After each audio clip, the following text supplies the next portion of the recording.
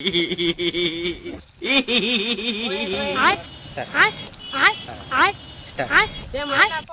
લેવ તારા શું હાલ થાય.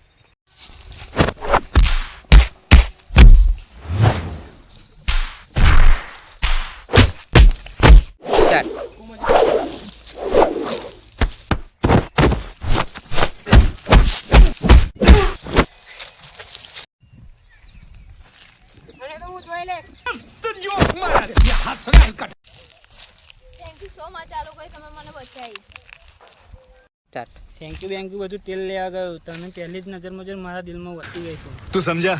એટલે હું તને જોઈને પ્રપોઝ કરવાનો હતો. નહીં તું સમજા નહીં. એટલે મારું કામ થઈ ગયું. એટલે મતલબ કે ગાવ લગી